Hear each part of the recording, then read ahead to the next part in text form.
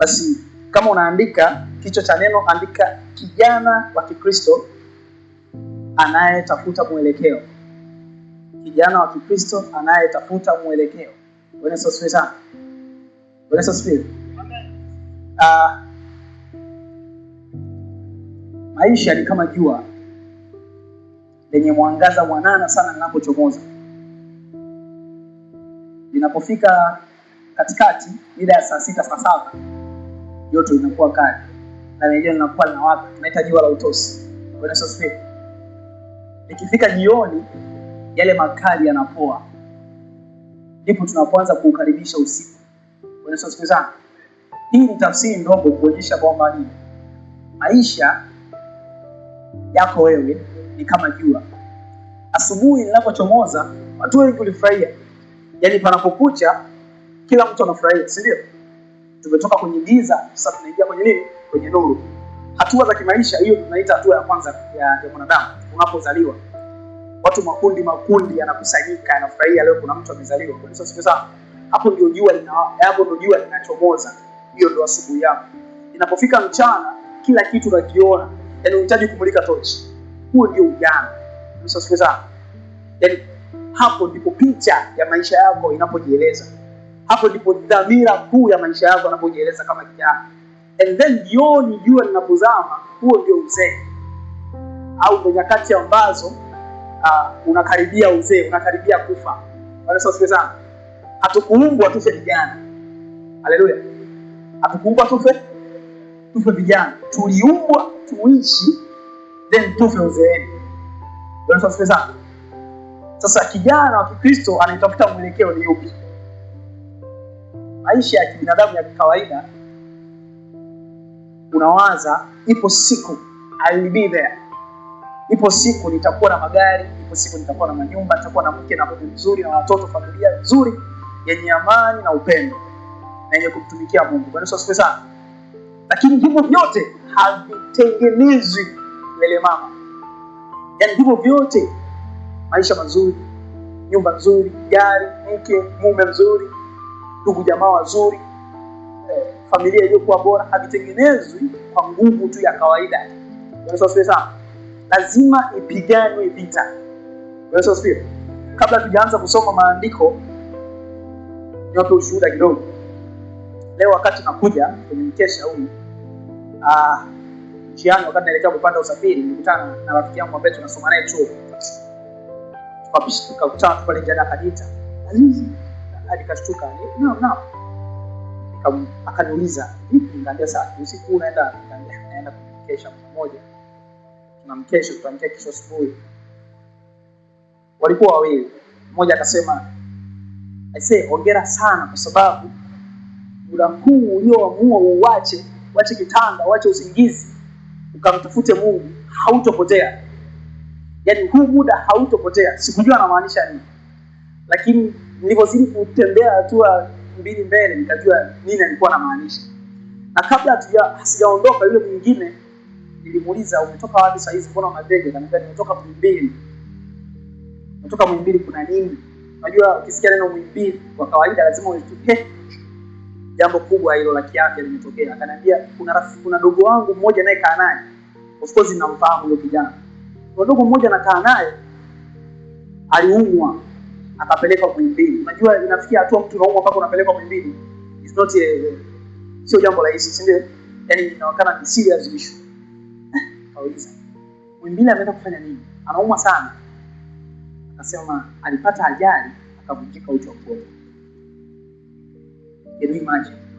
Kijana ambaye tuseme ndo ameanza 20 miaka na kuendelea, leo hii amepata ajali, amevunjika uti wa mgongo. Na unajua impact ya kuvunjika hii kitu, yaani hutembei. Yaani utembei, wewe ni kwenye wheelchair. Akaniambia sasa hivi wamempa off na hisi ya kijana atatoka, ila yuko bado kwenye wheelchair. Nikajiuliza, nikamwambia Mungu, ikiwa mimi leo hii mzima wa afya namna hii na ni kijana mwenye nguvu kabisa, na yule ambaye amevunjika uti wa mgongo na ni kijana kama mimi nimekupa nini yani? Yaani nimekupa nini mpaka unipendelee kiasi hicho? Kwa nikawa na kila sababu ya kumwambia Mungu, Yaani nahitaji nikutafute, nikujue, ili hata siku nikatokea nimekaa nikumbuke kile kitu nilifanya kwa ajili yako. Bwana asifiwe sana. Bwana asifiwe. Haleluya. Huo ulikuwa tumtangulizo kukuweka sawa. Haleluya. Bwana asifiwe. Na tunamshukuru Mungu kwa sababu wote tuliopo hapa ni vijana. So tunaongea lugha moja. Maisha tunayoishi mimi ni wewe unayoishi hayo.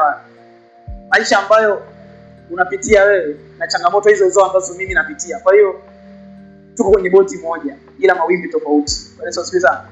Lengo letu ni kufika ng'ambo. Anasema kijana wa Kikristo anayetafuta mwelekeo wa maisha ni mfano wa kuigwa kabisa, na anaweza kupata mwanga mkubwa sana kupitia katika vitabu mbalimbali vya Biblia, ambavyo tumeona vijana mbalimbali kwenye Biblia wamesimuliwa wawe kama role model kwa baadhi ya watu. Bwana asifiwe sana.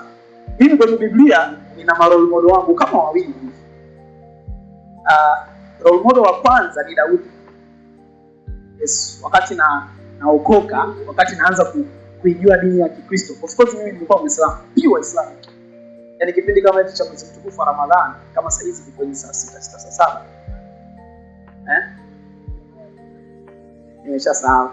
Kwenye saa 7 unatukuta sehemu tumepaki kwenye jalala moja hivi, tumewasha moto mkubwa, tunapasha madufu. Unajua madufu yala kupiga yale.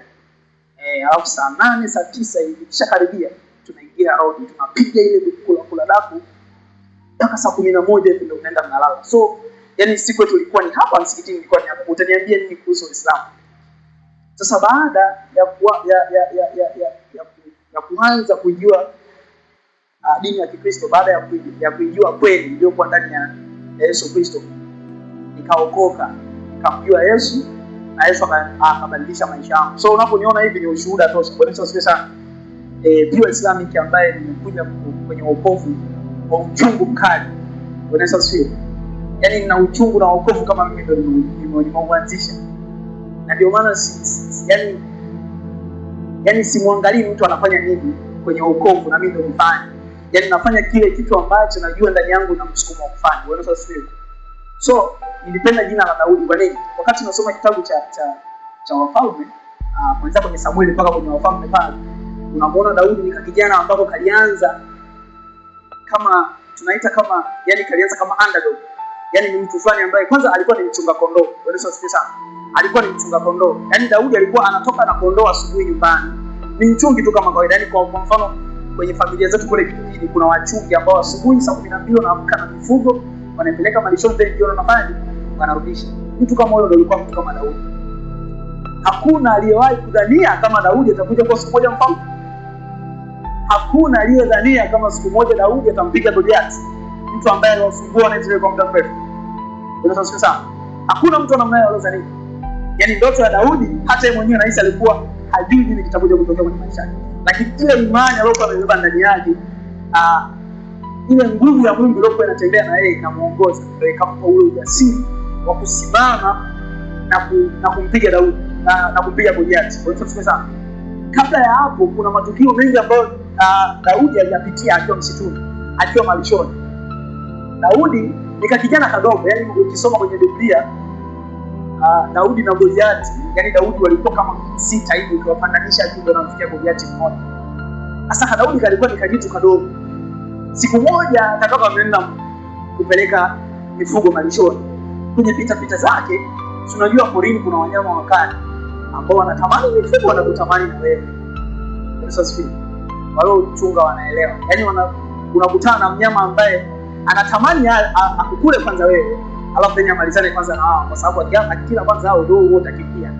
Kwa atakale kwanza ule mjanja mwenye nyama yenye chumvi.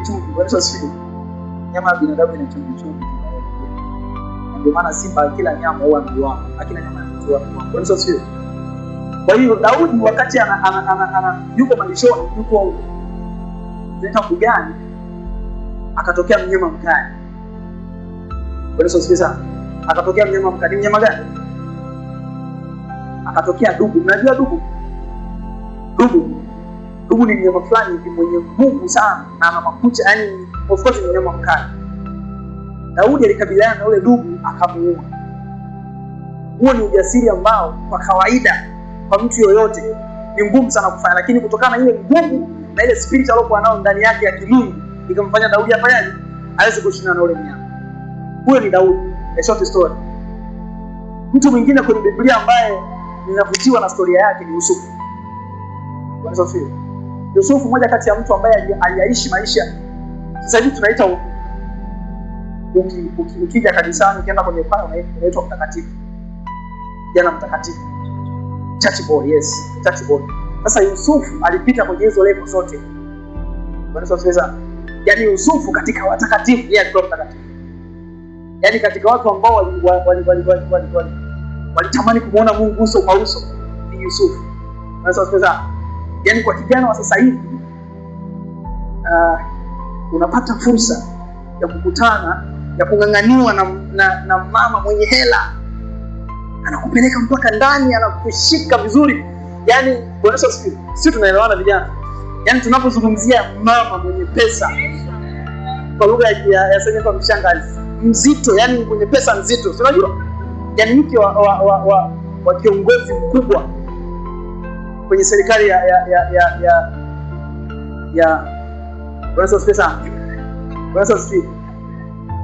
imagine mtu wa namna hiyo anachomoka kwenye huo mtego.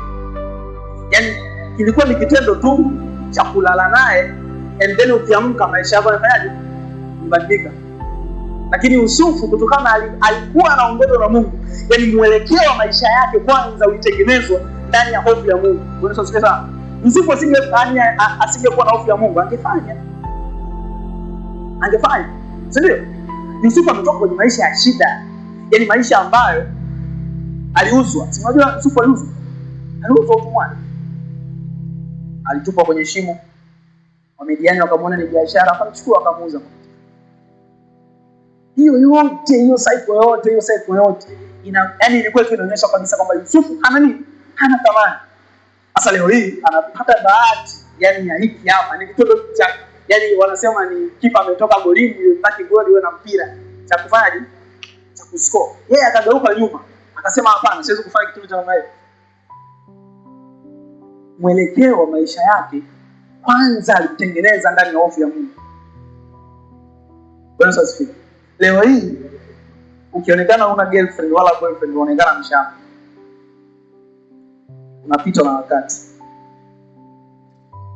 Tunakutenga na kukutenga. Wewe hizi stories hazikuhusu. Una boyfriend? Basi. Mama mchungaji.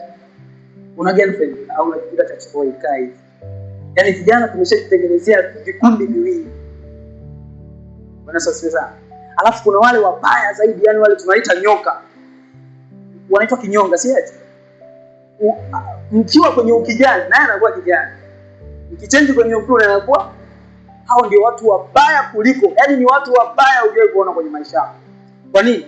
Kwa sababu Biblia yenyewe inasema, kama unakuwa baridi, kuwa baridi, yani kuwa baridi hasa mpaka ugane. Na kama unakuwa moto, uwe moto kweli kweli, yani usiwe wa vuguvugu. Hata leo hii wewe nikuletea maji ya vuguvugu tayari yatakukereketa tu. Lakini ukinywa maji baridi, safi. Ukioga maji baridi, safi. Sasa ukisoma Mwanzo 37 mpaka 50, yani ukisoma kuanzia Mwanzo 37 mstari wa kwanza mpaka ukaena mpaka 50, hapa tunaona kijana wa Mungu Yusufu. Anasema Yusufu alikuwa kijana mwenye ndoto kubwa, lakini alikumbana na mateso. Alichukiwa na ndugu zake, akauzwa utumwani na kufungwa gerezani bila hatia. Hata hivyo hakumwacha Mungu, alidumisha uaminifu na maadili, na Mungu aliwainua hadi kuwa kiongozi mkubwa Misri. Bwana Yesu asifiwe sana. Bwana Yesu asifiwe sana. Hakuna kijana, hakuna binadamu asiyepitia changamoto. Hayupo huyo mtu. Yaani ukiona haupitii changamoto, wewe sio level zetu. Yaani ukijiona upitii changamoto kwenye maisha, you are not our level. Yaani sisi tunaopitia changamoto kwenye maisha, yaani kuna likikombe kubwa limewekwa pale juu ambalo tukishinda haya majaribu, tukiyashinda haya, siongei sana. Kwa hiyo ukiona unapitia changamoto, unatakiwa uchukue sadaka ya shukrani ukamtolee Mungu. Kwa sababu gani? Hapo ndipo panapotengenezwa mwelekeo wa maisha yako. Hapo ndipo unapokuwa jikoni. Dhahabu hapo ndio inapitishwa kwenye nini? Kwenye moto. Yusufu alijifikia hatua anatengwa na ndugu. Ushakutana na ndugu? Baba na mama wamekukataa. Umetupwa. Unajaribu kwenda hata kwa baba yake na kaka mkubwa. Anakuambia hujui. Anaondoka. Unaenda kwa shangazi. Shangazi ndio anakufukuza na kukutimua. Haijatosha, hao ndugu wanakuchukua wewe, wanaenda wanakuuza. Can you imagine? Yaani hatua hiyo still bado utaendelea kumwamini Mungu? Yaani kuna mtu anasema mimi kwa mateso ninayopitia na kanisani siendi. Anadaiwa kodi, hajui anakula wapi, hajui anaishi vipi, hajui familia yake anaendeshaje, hajui, kila mtu yuko kinyume na yeye. Anaacha na huduma, anaacha na kumwabudu Mungu, anaacha na kuja kanisani, anaacha na kumwamini Mungu. Anaamini ukubwa wa tatizo aliyokuwa nalo ndio main point kuliko nguvu ya Mungu ambayo inaweza kumtatulia matatizo yake. Guess what? Yusufu na mapito yote aliyopitia, akaenda alipouza kwa Potifa, akaenda Misri, akateseka zaidi ya kuteseka, akafungwa gerezani kwa tuhuma ambazo sio za kweli. Bwana asifiwe sana. Yaani uzuri wa Mungu Bwana. Yaani Mungu huwa sio kipofu. Mungu anaona. Mungu anaona. Yaani Mungu anaona mwanzo na mwisho wa maisha yako. Yaani anajua mchakato mzima wa maisha yako. Kwa hiyo usiwe na wasiwasi.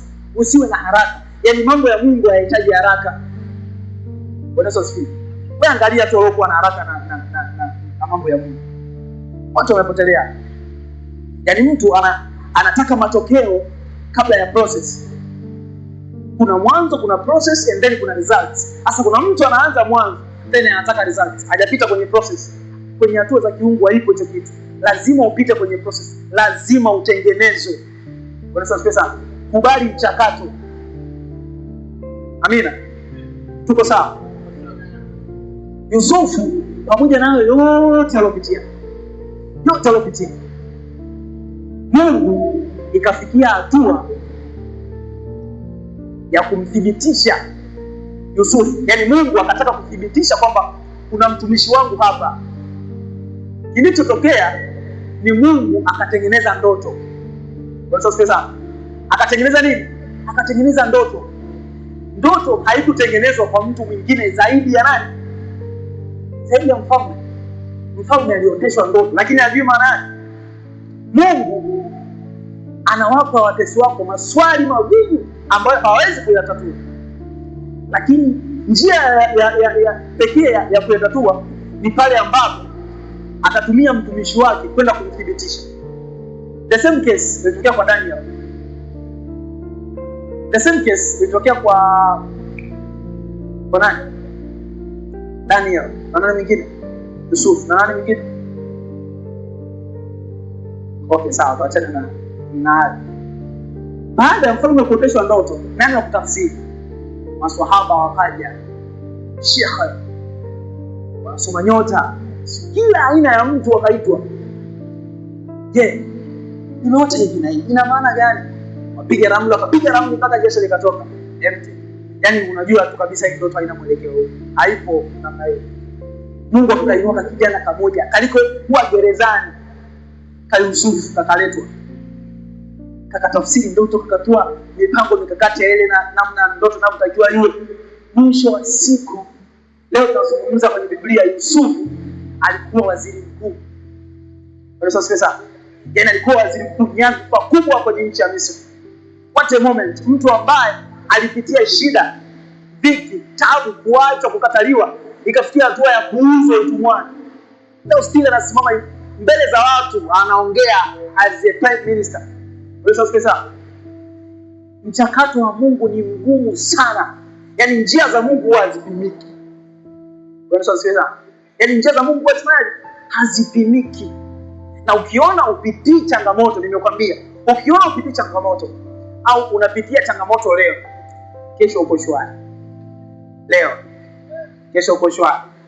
Leo mwezi ujao unakaa mwaka mzima hujawahi kuugua hata kidole. Sizungumzie maumivu ya kawaida. Unaweza kusikia?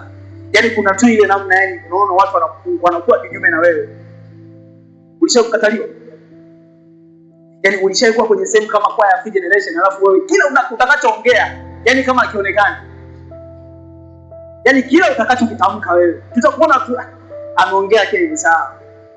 Sauti yako ni ndogo, yaani una sauti maskini na kamoyo kako kadogo, unasusa, unarudi nyuma, unatafuta njia nyingine ya okay, sawa umesema sawa, ina shida. Okay, hauoni implementation. Sasa unaniuliza mimi nafanya nini? Ipo siku kile unachokiongea Mungu atakuja atakithibitisha na kitaonekana ni kitu kikubwa ambacho hakijawahi hata kufikiriwa na watu. Kikubwa ni kukubali mchakato. Kukubali nini? Kukubali mchakato. Kijana wa Kikristo, kijana unayekuja kanisani, kijana uliacha vyote na kuja kwenye Kristo. Mimi bwana nisiwafiche. Bwana asifiwe. Uzuri wote hapa ni kijana. Niwaambie ni kitu. Kesho yako au kesho yetu inatengenezwa na leo. Bwana asifiwe sana. Yaani hakuna mtu ambaye utamuuliza hapa, hivi hautamani kuwa na gari zuri? Akamwambia mimi sina hata ndoto. Yaani sina siani hata mpango wa kumiliki gari sina. Hayupo huyo mtu. Yaani tunahangaika hapa kushoto kulia. Tunapigiana simu ambazo zingine wewe huelewi hata unafanya nini. Yaani unaulizia mchongo ambayo yote ni kwa ajili ya kutafuta maisha mazuri. Familia zetu zije kuishi vizuri.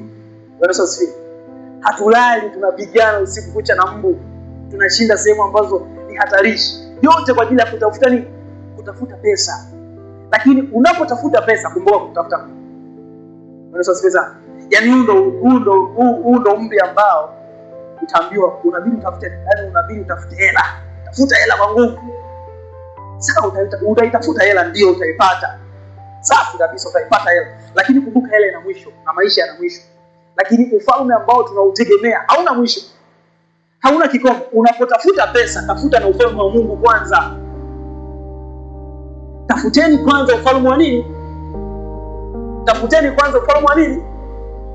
Tafuteni kwanza ufalme wa nini? Na mengine mtafanyaje? Tazidishiwa. Mungu akusema tafuta kwanza hela, ukipata hela njoo nitumikie. Hamna mtu namna hiyo. Watumishi wa Mungu wengi wakubwa walianza ground. Waliamini kwenye kile Mungu alichoweka ndani yao. Yaani unaweza usifanye kazi yoyote ya maana ya msingi, yani ya kuingiza pesa. Unashangaa tu watu wanakuona unaendesha magari mazuri. Mwezi uliopita hapa tulisikia msiba, shangazi yake mwingine alikufa, ameshapa mtu kafara. Mungu amekusaidia, umenunua kiwanja Kinondoni, umechicha bonge la ghorofa. Ya Mungu bibi ameanguka huko Mtwara. Sikwambia. Bibi yake alikuwa anampenda kweli. Amekufa, amemuua wakati mwawali hujawahi hata kwenda mamlaka. Tafuteni kwanza ufalme wa Mungu. Hayo yote mengine mtabaya tazidishiwa. Ujana ndio tunaita ndio katikati, yani ndio play area. Yani hapa ndo tunatengeneza mashambulizi. Kwa sababu sana. Yani kwenye mpira hapa ndo anapokaa namba 6, namba 4 na namba 10. Yani kinachopatikana kule kwenye magoli ni impact inayotokea hapa katikati. Yani vile namna ambapo watu wanacheza hapa katikati. Hiyo ndo maana ya ujana. Ujana ni ile namna tunapocheza hapa, tunazunguka, tunaenda, tunafanyaje, lakini mwisho wa siku tunatakiwa kupata matokeo. Na matokeo tunatakiwa kuyapata ni kuona ufalme. Bwana asifiwe sana. Bwana asifiwe sana. Natamani nimjue Yesu. Natamani nimjue zaidi anavyomjua. Natamani nizielewe njia zake zaidi anavyozielewa. Sasa hivi kuna waelimishaji wa maisha. Anakuambia kijana kwenye miaka 22 mpaka 27 hakikisha ukose vitu vitano. Kitu cha kwanza, ukose nyumba nzuri au geto kali, ukose. Cha pili, hakikisha ukose milioni 5 benki.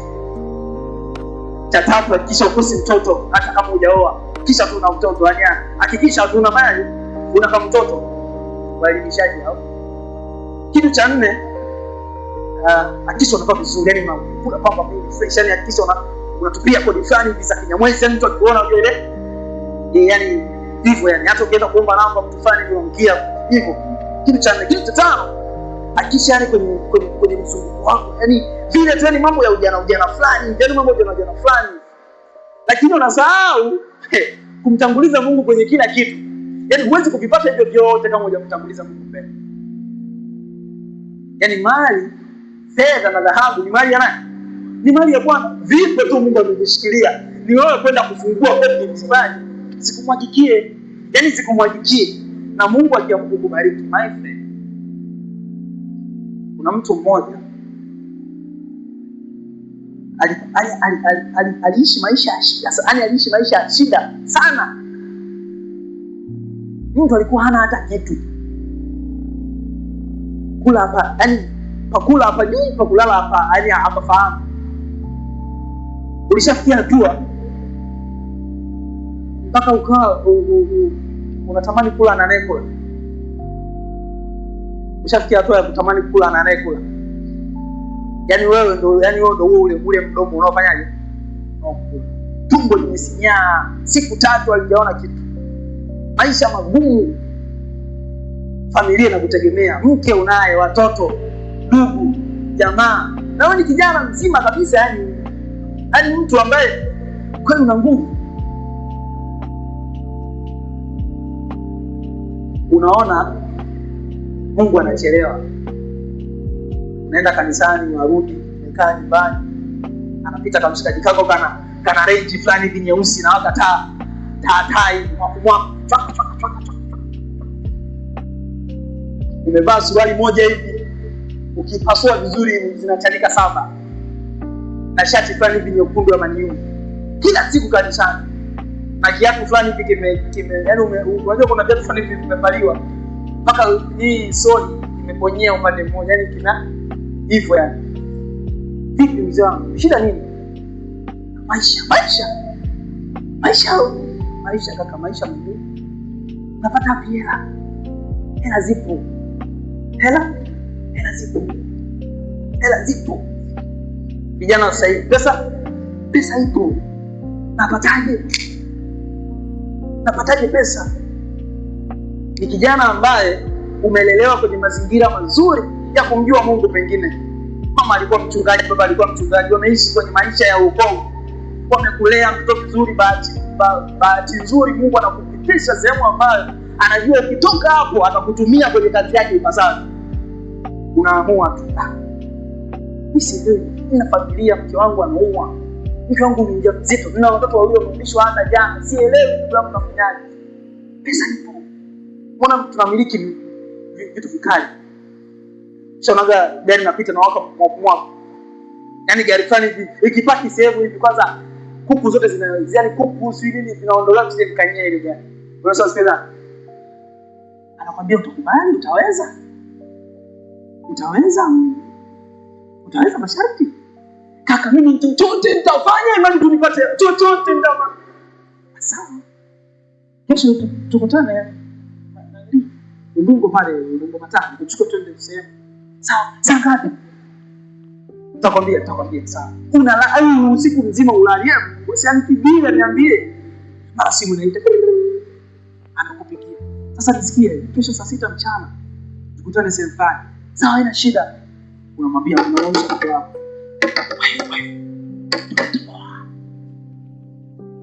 Unasemaje? Ule mchongo huo kwamba na usikilizia umetiki. Mungu amejua. Na watu maskini ajini ili walalie. Mungu asante. Atumia sasa. Usikwambia. Binadamu ana maneno ya kutiana nini? Moyo. Basi kesho nafika unakutana na mtu. Unapeleka. Kuna watoto wawili, tunamtaka mmoja kwanza. Ushakubali. Na hatuwezi, yani huwezi kuingia ukujua siri zetu afu utoke. Ile walizo haliwezekana. Hapo kama ndio hivyo. Haiwezekani mzee wangu. Unataka hela? Pesa hizi hapa za kutosha. Yaani ukitupa tu sisi tukammeja baba hizi unaondoka nazo.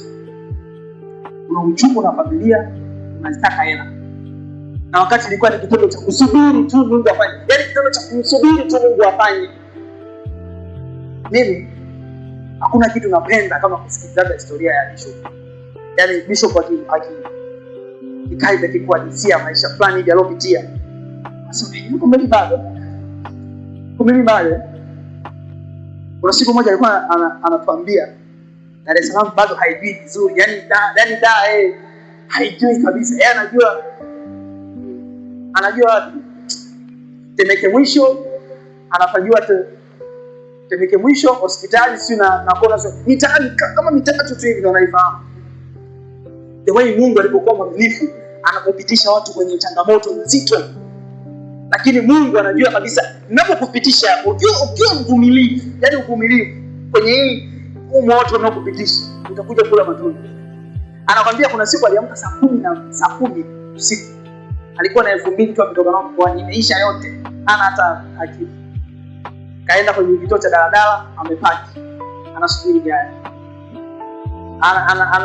Anasubiri tu udai wake. Sio unajua yule tafuta chochote kitu asubuhi.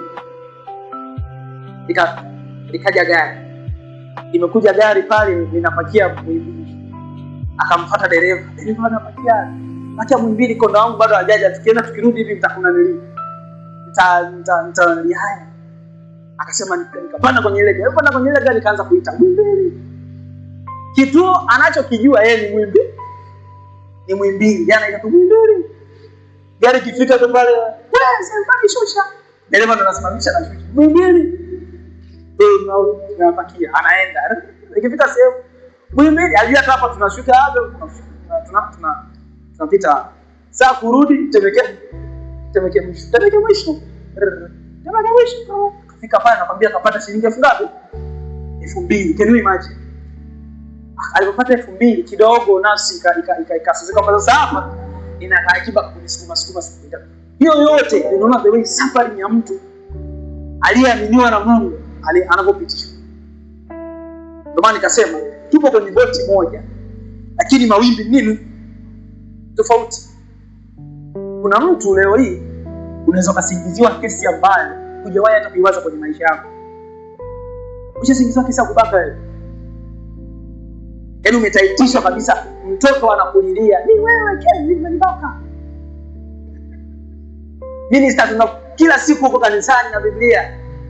Mtoto amekushikilia mguu, "Ni huyu, namjua. Kanifanyia 1 2 3." "Ni huyu, namjua, ni huyu alivaa hivi." Tachomoka. Yaani mtoto akikushikilia umeisha. Yaani mahakamani mtoto akisema neno ndio umekwisha. Ni yeye. Una Mungu wangu sijawahi. Unaambia mzee, ndio umeshaenda na maji. Hayo yote wanapitia watu ambao Mungu anawatayarisha, anawatayarisha siku moja kuja kuuteka ufalme huu. Bwana asifiwe sana. Yaani kuna vita inaendelea duniani. Kuna vita ya wanaoamini Mungu na kuna vita ya wanaoamini nguvu za giza. Sasa hiyo vita wanajeshi ni sisi. Biblia inasema nimewaandikia ninyi pia kwa sababu nini? Mnazo nguvu za kumshinda yule adui. Yaani sio nguvu tu za kutuonyesha kwamba una nguvu. No. Usiende gym eti kusema Biblia imesema nguvu ni za yaani hapa yaani hivi tulivyo amua kuandaa mkesha. Hii ndio nguvu. Yaani hii ndio vita sasa. Bwana asifiwe sana. Yaani ndio vita.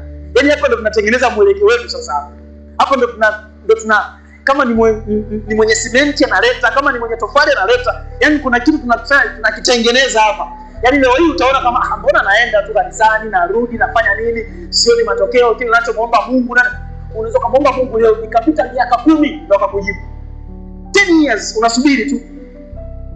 10 years unasubiri. Kuna mtu anaweza kaa anasubiri ndoa for 12 years. Miaka 12 anasubiri ndoa. Miaka 12 anaolewa elimu yeye bado yuko. Anatamani kuolewa, mbona uelewi? Majira bwana.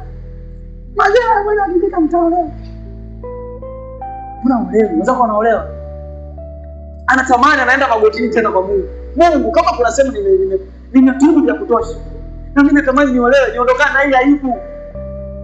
Mungu anasema bado kuna kitu nakiandaa. Sasa ndio pale ambapo mtu anakosa uvumilivu, anakosa kuwa uaminifu kwa Mungu. Anaona kama Mungu anachelewa, anaamua tu bwana yoyote mimi yule, anajiweka sokoni, anajiweka sokoni. Anakuja Masudi playboy, anaka pikipiki, akija kanisani anapiga hodi fresh kana namba F, kama tulia, amekatoa kao shida na usiku. Shalom dada, kaka shalom, naweza kupata namba yako simu? Mungu sanijibu. Wakati wala umeamua tu kujirahisisha.